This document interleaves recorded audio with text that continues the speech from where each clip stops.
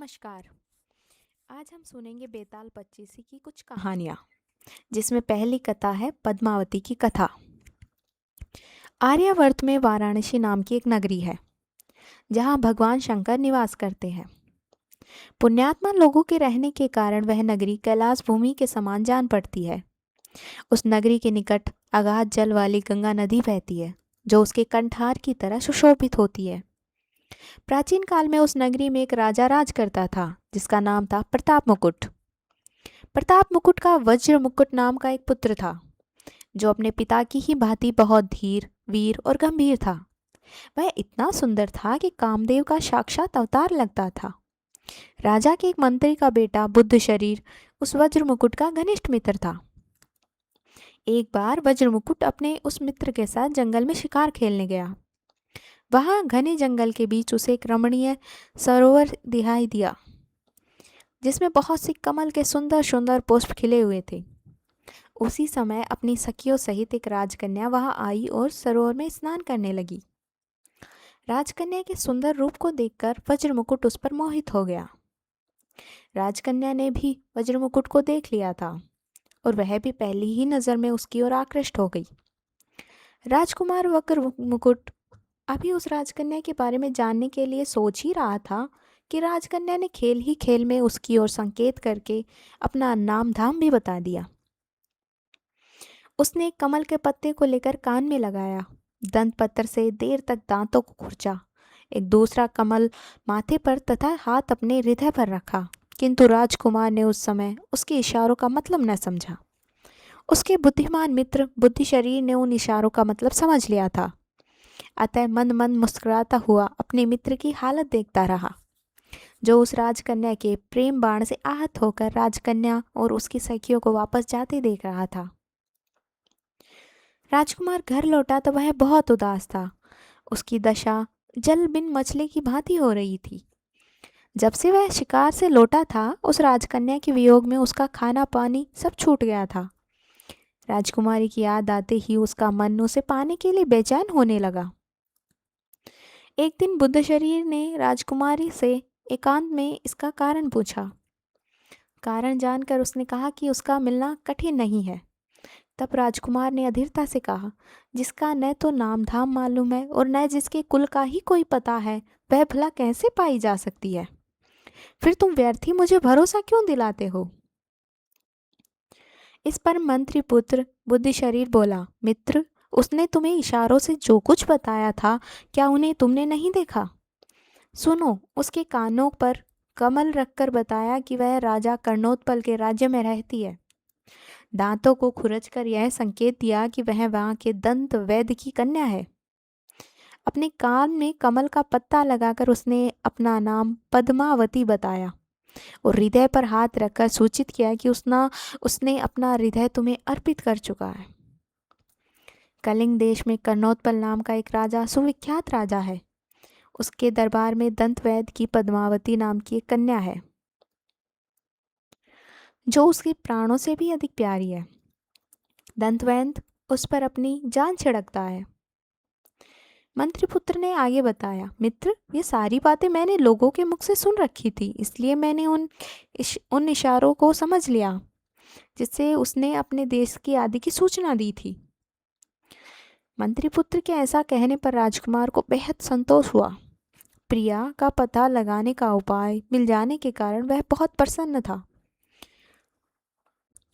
वह अपने मित्र के साथ अगले ही दिन आखेट का बहाना करके अपनी प्रिया से मिलने चला पड़ा। आधी राह में अपने घोड़े को वायु वेग से दौड़ाकर उसने अपने सैनिकों को पीछे छोड़ दिया और केवल मंत्रिपुत्र के साथ कलिंग की ओर बढ़ चला। राजा कर्णोत्पल के राज्य में पहुंचकर उसने दंतवैद्य की खोज की और उसका घर देख लिया। तब राजकुमार और मंत्रिपुत्र ने उसके घर के पास ही निवास करने के लिए एक वृद्ध स्त्री के मकान में प्रवेश किया। मंत्रिपुत्र ने घोड़ों को दाना पानी देकर उन्हें छिपाकर बांध दिया। फिर राजकुमार के सामने ही उसने वृद्धा से कहा, हे माता, क्या आप संग्राम वर्धन नाम के किसी दंतवैद्य को जानती हैं? यह सुनकर उस वृद्धा स्त्री ने आश्चर्यपूर्वक कहा, हाँ, मैं जानती हूँ। मैं उनकी धाई हूँ, लेकिन अधिक उम्र हो जाने के कारण अब उन्होंने मुझे अपनी बेटी पद्मावती की सेवा में लगा दिया है। किंतु वस्त्रों से हीन होने के कारण मैं सदा उसके पास नहीं जाती। मेरा बेटा नालायक और जुआरी है। मेरे वस्त्र देखते ही वह उन्हें उठा ले जाता है। बुढ़िया के ऐसा कहने पर प्रसन्न होकर मंत्री पुत्र ने अपने उत्तरीय आदि वस्त्र उसे देकर संतुष्ट किया। फिर वह बोला, तुम हमारी माता के समान हो। पुत्र समझकर हमारा एक कार्य गुप्त रूप से कर दो तो हम आपके बहुत आभारी रहेंगे। तुम इस दंत वैद्य की कन्या पद्मावती से जाकर कहो कि जिस राजकुमार को उसने सरोवर के किनारे देखा था वह यहाँ आया हुआ है। प्रेमवश उसने यह संदेश कहने के लिए तुम्हें वहां भेजा है। उपहार मिलने की आशा में वह बुढ़िया तुरंत ऐसा करने को तैयार हो गई। वह पद्मावती के पास पहुंची और वह संदेश पद्मावती को देकर शीघ्रता से लौट आई। पूछने पर उसने राजकुमार और मंत्रीपुत्र को बताया, मैंने जाकर तुम लोगों के आने की बात गुप्त रूप से उससे कही। सुनकर उसने मुझे बहुत बुरा भला कहा और कपूर लगे अपने दोनों हाथों से मेरे दोनों गालों पर कई थप्पड़ मारे। मैं इस अपमान को सहन न कर सकी और दुखी होकर रोती हुई वहां से लौट आई। बेटे, स्वयं अपनी आंखों से देख लो, मेरे दोनों गालों पर अभी भी उसके द्वारा मारे गए थप्पड़ों के निशान मौजूद हैं।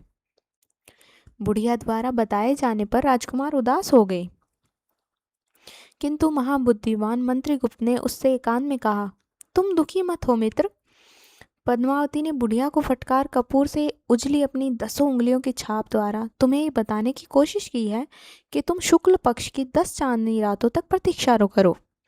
ये रातें मिलन के लिए उपयुक्त नहीं है।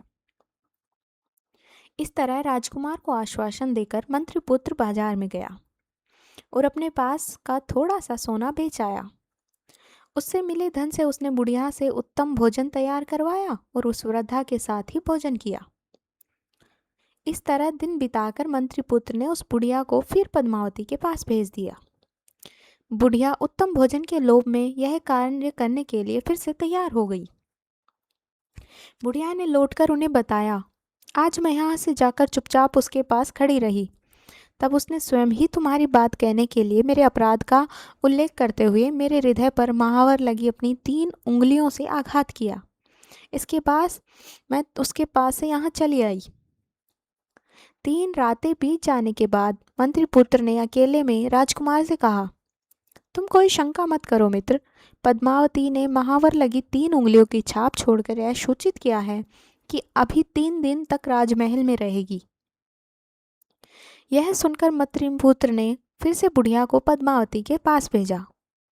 उस दिन जब बुढ़िया पद्मावती के पास पहुंची तो उसने बुढ़िया का उचित स्वागत सत्कार किया और उसे स्वादिष्ट भोजन भी कराया। पूरा दिन वह बुढ़िया के साथ हंसती मुस्कुराती बातें करती रही। शाम को जब बुढ़िया लौटने को हुई तभी बाहर बहुत डरावना शोरगुल सुनाई दिया। हाय हाय, यह पागल हाथी जंजीरें तोड़कर लोगों को कुचलता हुआ भागा जा रहा है। बाहर से मनुष्यों की ऐसी चीख पुकार सुनाई पड़ी। तब पद्मावती ने उस बुढ़िया से कहा, राजमार्ग को एक हाथी ने रोक रखा है, उससे तुम्हारा जाना उचित नहीं है। मैं तुम्हें रस्सियों से बंधी एक पीढ़ी पर बैठाकर उस बड़ी खिड़की के रास्ते नीचे बगीचे में उतरवा देती हूँ। उसके बाद तुम पेड़ के सहारे बाग की 4 दीवारी पर चढ़ जाना और फिर वहाँ से दूसरी ओर के पेड़ पर चढ़कर नीचे उतर जाना।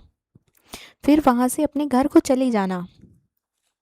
यह कहकर एक रस्सी से बंधी पीढ़ी पर बैठाकर उसने बुढ़िया को अपनी दासियों द्वारा खिड़की के रास्ते नीचे बगीचे में उतरवा दिया। बुढ़िया पद्मावती द्वारा बताए गए उपाय से घर लौट आई और सारी बातें ज्यों की त्यों उसने राजकुमार और मंत्रीपुत्र को बता दी। तब उस मंत्रीपुत्र ने राजकुमार से कहा, मित्र, तुम्हारा मनोरथ पूरा हुआ। उसने युक्तिपूर्वक तुम्हें रास्ता भी बतला दिया है, इसलिए आज ही शाम को तुम वहां जाओ और इसी मार्ग से अपनी उस प्रिया के भवन में प्रवेश करो। राजकुमार ने वैसा ही किया। बुढ़िया के बताए हुए तरीके द्वारा वह 4 दीवारी पर चढ़कर पद्मावती के बगीचे में पहुंच गया।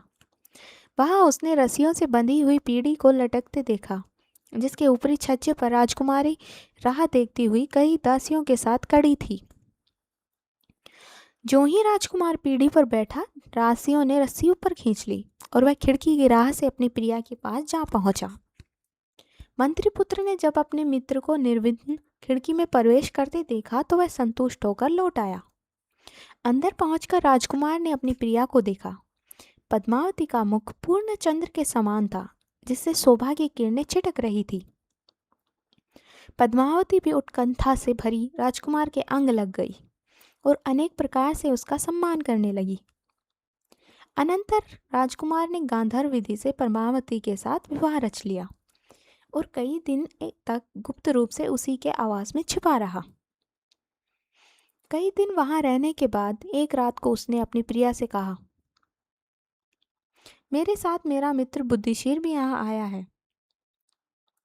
वह यहाँ अकेला ही तुम्हारी धाई के घर में रहता है। मैं अभी जाता हूँ, उसकी कुशलता का पता करके और उसे समझा बुझाकर पुनः तुम्हारे पास आ जाऊंगा। यह सुनकर पद्मावती ने राजकुमार से कहा, आर्यपुत्र, यह तो बतलाइए कि मैंने जो इशारे किए थे उन्हें तुमने समझा था या बुद्धि शरीर ने? मैं तो तुम्हारे इशारे बिल्कुल भी नहीं समझा था। राजकुमार ने बताया, उन इशारों को मेरे मित्र बुद्धि शरीर ने समझकर मुझे बताया था। यह सुनकर और समझकर पद्मावती ने राजकुमार से कहा, यह बात इतने विलंब से कहकर आपने बहुत अनुचित कार्य किया है। आपका मित्र होने के कारण वह मेरा भाई है। पान पत्तों से मुझे पहले उसका ही स्वागत सत्कार करना चाहिए था। ऐसा कहकर उसने राजकुमार को जाने की अनुमति दे दी। तब रात के समय राजकुमार जिस रास्ते से आया था उसी से अपने मित्र के पास गया। पद्मावती से उसके इशारे समझाने के बारे में राजकुमार की जो बातें हुई थी वही बातें राजकुमार ने मंत्रीपुत्र को कह सुनाई। मंत्रीपुत्र ने अपने संबंध में कही गई इन बातों को उचित न समझकर इनका समर्थन नहीं किया। इसी बीच रात बीत गई। सवेरे संध्या वंदन आदि से निवृत्त होकर दोनों बातें कर रहे थे। तभी पद्मावती की एक सखी हाथ में पान और पकवान लेकर वहां आई। उसने मंत्रीपुत्र का कुशल मंगल पूछा और लाई हुई चीजें उसे दे दी। बातों ही बातों में उसने राजकुमार से कहा कि उसकी स्वामिनी भोजन आदि के लिए उसकी प्रतीक्षा कर रही है। पल भर बाद वह गुप्त रूप से वहां से चली गई। तब मंत्रीपुत्र ने राजकुमार से कहा, मित्र, अब देखिए मैं आपको एक तमाशा दिखाता हूँ। यह कहकर उसने कुत्ते के सामने वह भोजन डाल दिया। कुत्ता वह पकवान खाते ही तड़प तड़प कर मर गया। यह देखकर आश्चर्यचकित हुए राजकुमार ने मंत्रीपुत्र से पूछा, मित्र, यह कैसा कौतुक है? जब मंत्रीपुत्र ने कहा, मैंने उसके इशारों को पहचान लिया था, इसलिए मुझे धूर्त समझकर उसने मेरी हत्या कर देनी चाहिए थी। इसी से तुम में बहुत अनुराग होने के कारण उसने मेरे लिए विष मिश्रित पकवान भेजे थे। उसे भय था कि मेरे रहते राजकुमार एकमात्र उसी में अनुराग नहीं रख सकेगा। उसके वश में रहकर उसे छोड़कर अपनी नगरी में चला जाएगा।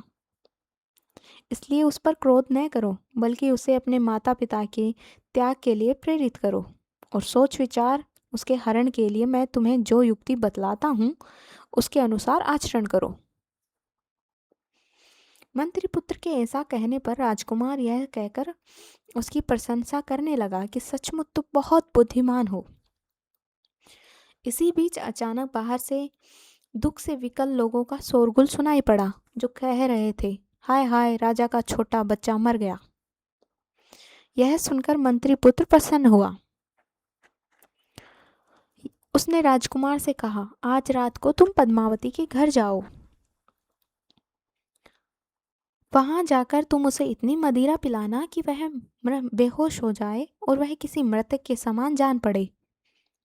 जब वह बेहोश हो तो उस हालत में तुम एक त्रिशूल गर्म करके उसकी जांघ पर दाग देना और उसके गहनों की गठरी बांधकर रस्सी के सहारे खिड़की के रास्ते से यहाँ चले आना। उसके बाद मैं सोच विचार कर कोई वैसा उपाय करूँगा जो तुम्हारे लिए कल्याणकारी हो। राजकुमार ने वैसा ही किया। उसने राजकुमारी पद्मावती को जी भरकर मदिरा पिलाई और जब वह बेहोश हो गई तो उसकी जांग पर त्रिशूल से बड़ा सा दाग बना दिया और उसकी गहनों की गठरी बनाकर अपने साथ ले आया। सवेरे शमशान में जाकर मंत्री पुत्र ने तपस्वी का रूप धारण कर लिया और राजकुमार को अपना शिष्य बनाकर उससे कहा, अब तुम इन आभूषणों में से मोतियों का हार लेकर बाजार में बेचने के लिए जाओ, लेकिन इसका दाम इतना अधिक बताना कि इसे कोई खरीद ना सके। साथ ही यह भी प्रयत्न करो कि इसे लेकर घूमते हुए तुम्हें अधिक से अधिक लोग देख सकें। अगर नगर रक्षक तुम्हें पकड़े तो बिना घबराए हुए तुम कहना कि मेरे गुरु ने इसे बेचने के लिए मुझे दिया है। तब राजकुमार बाजार में गया और वहां उस हार को लेकर घूमता रहा। उधर दंतवैद्य की बेटी के गहनों की चोरी की खबर पाकर नगर रक्षक उसका पता लगाने के लिए घूमते फिर रहे थे। राजकुमार को हार के साथ देकर उन लोगों ने उसे पकड़ लिया। नगर रक्षक राजकुमार को नगरपाल के पास ले गए। उसने तपस्वी के भेष में राजकुमार को देखकर आदर सहित पूछा, भगवान, मोतियों का यह हार आपको कहाँ से मिला? पिछले दिनों दंतवैद्य की कन्या के आभूषण चोरी हो गए, जिनमें से यह हार भी उसी का है। इस पर तपस्वी शिष्य बना राजकुमार बोला, इसे मेरे गुरु ने बेचने के लिए मुझे दिया है, आप उन्हीं से पूछ लीजिए। तब नगरपाल वहां आया तो तपस्वी रूपी मंत्री पुत्र ने कहा, मैं तो तपस्वी हूँ, सदा जंगलों में यहाँ वहाँ घूमता रहता हूँ। संयोग से मैं पिछली रात इस शमशान में आकर टिक गया था। यहाँ मैंने इधर उधर से आई हुई योगिनियों को देखा। उनमें से एक योगिनी राजपुत्र को ले आई और उसने उसका हृदय निकालकर भैरव को अर्पित कर दिया। मदिरा पीकर वह मायाविनी मतवाली हो गई और मुझे मुँह चिढ़ाकर मेरी उस रुद्राक्ष माला को लेने दौड़ी जिसके मनकों के साथ मैं तप कर रहा था। तब उसने मुझे बहुत तंग किया तो मुझे उस पर क्रोध आ गया। मैंने मंत्र बल से अग्नि जलाई और उसमें त्रिशूल लगाकर उसकी जंघा पर दाग कर दिया। उसी समय मैंने उसके गले से यह मोतियों का हार खींच लिया था। अब मैं ठहरा तपस्वी, यह हार मेरे किसी काम का नहीं है, इसलिए मैंने अपने शिष्य को इसे बेचने के लिए दे दिया। यह सुनकर नगरपाल राजा के पास पहुंचा और उसने राजा से सारा वृतांत कह सुनाया। राजा ने बात सुनकर उस मोतियों के हार को पहचान लिया।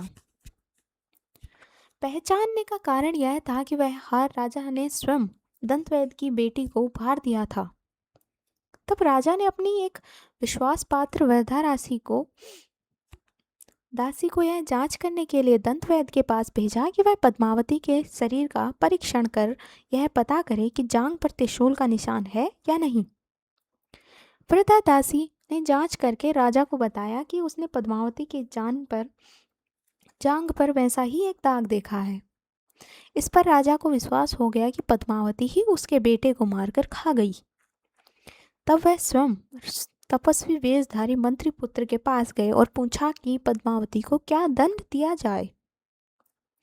मंत्री पुत्र के कहने पर राजा ने पद्मावती को नग्न अवस्था में अपने राज्य से निर्वासित कर दिया। नग्न करके वन में निर्वासित कर दिए जाने पर भी पद्मावती ने आत्महत्या नहीं की। उसने सोचा कि मंत्री पुत्र ने ही ये उपाय किया है। शाम होने पर तपस्वी का वेश त्याग कर राजकुमार और मंत्रीपुत्र दोनों घोड़ों पर सवार होकर वहां पहुंचे जहां पद्मावती शोकमग्न बैठी थी। वे उसे समझा बुझाकर घोड़े पर बैठाकर अपने देश ले गए। वहां राजकुमार उसके साथ सुखपूर्वक रहने लगा। बेताल ने इतनी कथा सुनाकर राजा विक्रमादित्य से पूछा, राजन, आप बुद्धिमानों में श्रेष्ठ हैं, अतः मुझे यह बताइए कि यदि राजा क्रोधवश उस समय पद्मावती को नगर निर्वासन का आदेश न देकर उसे मारने का आदेश दे देता अथवा पहचान लिए जाने पर वह राजकुमार का ही वध करवा देता, तो इन पति पत्नी के वध का पाप किसे लगता? मंत्री पुत्र को, राजकुमार को अथवा पद्मावती को? राजन, यदि जानते हुए भी तुम मुझे ठीक ठीक नहीं बतलाओगे तो विश्वास जानो कि तुम्हारे सिर के 100 टुकड़े हो जाएंगे। बेताल के ऐसा कहने पर सब कुछ जानते हुए भी राजा विक्रमादित्य ने शाप से भय से उससे यूं कहा, योगेश्वर, इसमें जानने योग्य क्या है? इसमें इन तीनों का कोई पाप नहीं है। जो पाप है वह राजा कर्णोत्पल का है। बेताल बोला, इसमें राजा का पाप क्या है? जो कुछ किया है वह तो उन तीनों ने किया है। हंस यदि चावल खा जाए तो इसमें कौओं का क्या अपराध है? तब विक्रमादित्य बोला, उन तीनों का कोई दोष नहीं है। पद्मावती और राजकुमार कामाग्नि में जल रहे थे। वे अपने स्वार्थ साधन में लगे हुए थे, अतः वे भी निर्दोष थे। उनका विचार नहीं करना चाहिए। लेकिन राजा कर्णोत्पल अवश्य पाप का भागी था। राजा होकर भी वह नीति शास्त्र नहीं जानता था। उसने अपने गुप्तचरों के द्वारा अपनी प्रजा से भी सच झूठ का पता नहीं लगवाया। वह धूर्तों के चरित्र को नहीं जानता था, फिर भी बिना विचारे उसने जो किया उसके लिए वह पाप का भागी हुआ। शव के अंदर प्रविष्ट बेताल से जब राजा ने मौन छोड़कर ऐसी युक्ति युक्त बातें कही, तब उसकी दृढ़ता की परीक्षा लेने के लिए अपनी माया के प्रभाव से वह राजा विक्रमादित्य के कंधे से उतरकर इस तरह कहीं चला गया कि राजा को पता भी न चला। फिर भी राजा घबराया नहीं। राजा ने उसे फिर से ढूंढ निकालने का निश्चय किया और वापस उसी वृक्ष की ओर लौट पड़ा।